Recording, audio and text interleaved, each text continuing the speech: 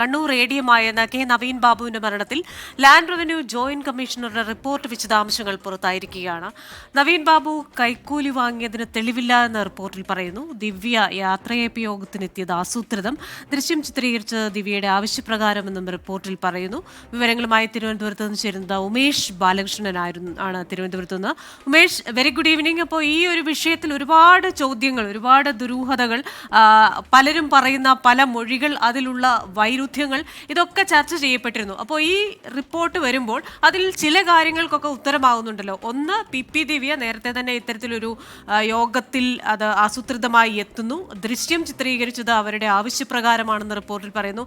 മറ്റൊന്ന്, നവീൻ ബാബു കൈക്കൂലി വാങ്ങിയോ ഇല്ലയോ എന്നതായിരുന്നു. അത് തെളിവില്ല എന്നത് തന്നെയല്ലേ റിപ്പോർട്ടിൽ പറയുന്നത്. എന്തൊക്കെ കാര്യങ്ങളാണ് റിപ്പോർട്ടിൽ പറഞ്ഞിരിക്കുന്നത്?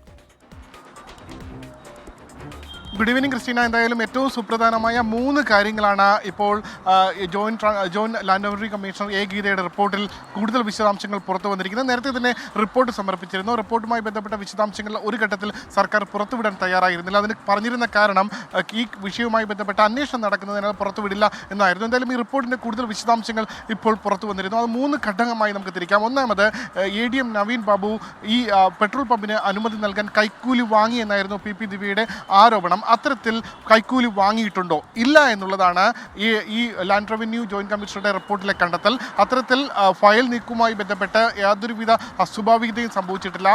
ഫയൽ നീക്കുന്നതിന് ഏതെങ്കിലും രീതിയിൽ അനധികൃത ഇടപെടൽ ഉണ്ടായിട്ടുമില്ല. കൈക്കൂലി വാങ്ങിയതിന് തെളിവുമില്ല.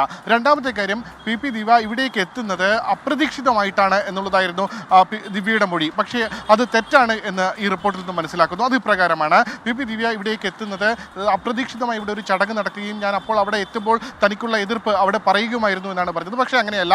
അതിനു മുൻപ് തന്നെ 4 തവണ ജില്ലാ കളക്ടറുടെ സ്റ്റാഫിനെ ഫോണിൽ ബന്ധപ്പെട്ടു. ഈ പരിപാടി ഉണ്ടാകും എന്ന് ഉറപ്പാക്കിയ ശേഷം അതിനുശേഷം ഇതുമായി ബന്ധപ്പെട്ട ദൃശ്യങ്ങൾ ചിത്രീകരിക്കാൻ Kannur vision local ചാനലുമായി ബന്ധപ്പെടുന്നു.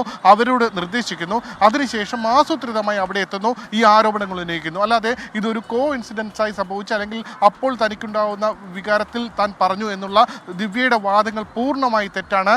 Land revenue joint commissioner റിപ്പോർട്ടിൽ അത് കൃത്യമായി പറയുന്നുണ്ട്.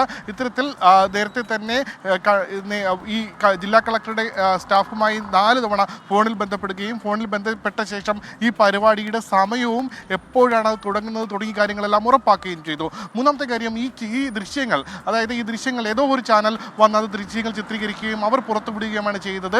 തനിക്ക് ഈ ദൃശ്യങ്ങൾ പുറത്തുവിട്ടതുമായി ബന്ധപ്പെട്ട് യാതൊരുവിധ ഇടപെടലും ഉണ്ടായിട്ടില്ല എന്നുള്ളതാണ്. പക്ഷേ കണ്ണൂർ വിഷൻ ജീവനക്കാരുടെ മൊഴി പ്രകാരം ഈ ദൃശ്യങ്ങൾ ചിത്രീകരിക്കാൻ പറഞ്ഞത് ദിവ്യ തന്നെയാണ്. ഒപ്പം ദിവ്യയ്ക്കാണ് ഈ ദൃശ്യങ്ങൾ കൈമാറിയത്.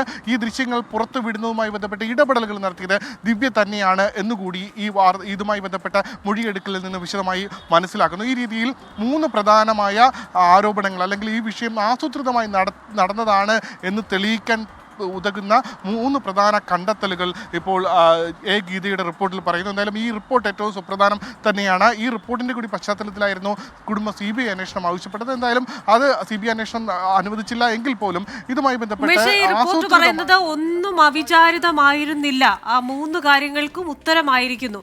അപ്പോൾ ഈ റിപ്പോർട്ട് എന്ന് പറയുന്നത് ഇനിയുള്ള ഈ കേസുമായി ബന്ധപ്പെട്ട നീക്കങ്ങളിൽ ഏറെ നിർണായകമായിരിക്കുമല്ലോ.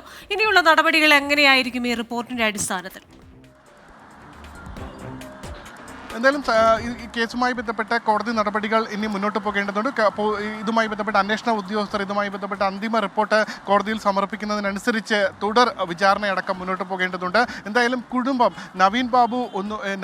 ADM നവീൻ ബാബുവിനെ കുറിച്ച് അദ്ദേഹത്തെ നേരിട്ട് അടുത്തറിയാവുന്ന രാഷ്ട്രീയ നേതാക്കളും റവന്യൂ മന്ത്രി അടക്കം നിരന്തരമായി പറയുന്ന ഒരു കാര്യമുണ്ടായിരുന്നു. അദ്ദേഹത്തിൻ്റെ ജീവിത കാലഘട്ടത്തിൽ, ഇത്രയും കാലഘട്ടത്തിൽ ഒരു തവണ പോലും അദ്ദേഹം ഇത്തരത്തിൽ അഴിമതിക്കാരനെന്നോ അല്ലെങ്കിൽ തൻ്റെ ജോലി കൃത്യമായി ചെയ്യാത്ത ഒരു ഉദ്യോഗസ്ഥനാണോ എന്നുള്ള പഴി കേട്ടിട്ടില്ല. നവീൻ ബാബുവുമായി സഹകരിച്ച എല്ലാ ഉദ്യോഗസ്ഥരും, അത് CPMവുമായി ബന്ധപ്പെട്ട് CPMൻ്റെ തന്നെ മന്ത്രിയായ വീണോ ജോർജ് ആകട്ടെ, ഒപ്പം CPIയുടെ റവന്യൂ വകുപ്പ് കൈകാര്യം ചെയ്യുന്ന K രാജനാകട്ടെ, വളരെ വൈകാരികമായി പറയുന്നത് അദ്ദേഹം ഏറ്റവും എഫിഷ്യൻ്റായ ഉദ്യോഗസ്ഥനായിരുന്നു എന്നാണ്. ആ എഫിഷ്യൻ്റായ ഉദ്യോഗസ്ഥനെ കേവലം ഒരു ആത്മഹത്യയിലേക്ക്, കേവലം ഒരു പരിപാടിയിലെത്തി അദ്ദേഹത്തിനെതിരെ ഗുരുതരമായ ആരോപണം ഉന്നയിച്ച് അദ്ദേഹത്തെ ആത്മഹത്യയിലേക്ക് തള്ളിവിട്ടത് അതൊരു ഗൂഢാലോചനയുടെ ഭാഗമാണ്.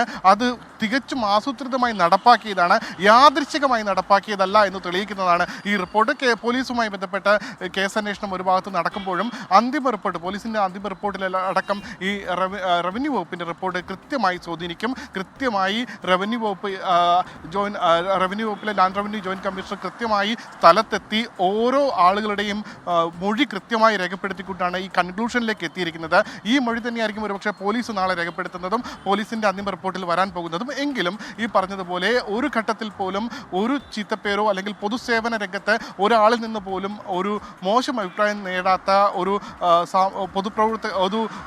സേവകനായ ഒരു മനുഷ്യൻ ആത്മഹത്യയിലേക്ക് തള്ളിവിടുന്ന രീതിയിൽ ആസൂത്രിതമായ ഒരു ശ്രമം ഉണ്ടായിരിക്കുന്നു എന്ന് തന്നെയാണ് ഈ റിപ്പോർട്ടിലെ കണ്ടെത്തലുകളിൽ നിന്ന് മനസ്സിലാക്കാൻ കഴിയുന്നത്. ക്രിസ്റ്റീന. ശരി, എന്തായാലും ADMK നവീൻ ബാബു കൈക്കൂലി വാങ്ങിച്ചിരുന്നില്ല, അതിന് തെളിവില്ല. ഒപ്പം തന്നെ PP ദിവ്യയുടെ ആസൂത്രിത ശ്രമമാണ്, അവിചാരിതമായി എത്തിയതല്ല, ദൃശ്യങ്ങൾ ആരൊക്കെയോ എടുത്തു പ്രചരിപ്പിച്ചു എന്ന് പറയുന്ന വാദങ്ങൾക്കൊന്നും കഴമ്പില്ല എന്ന് തെളിയിക്കുന്നതാണ് ജോയിന്റ് ലാൻഡ് റവന്യൂ കമ്മീഷണറുടെ റിപ്പോർട്ട് ഇപ്പോൾ വന്നിരിക്കുന്നത്.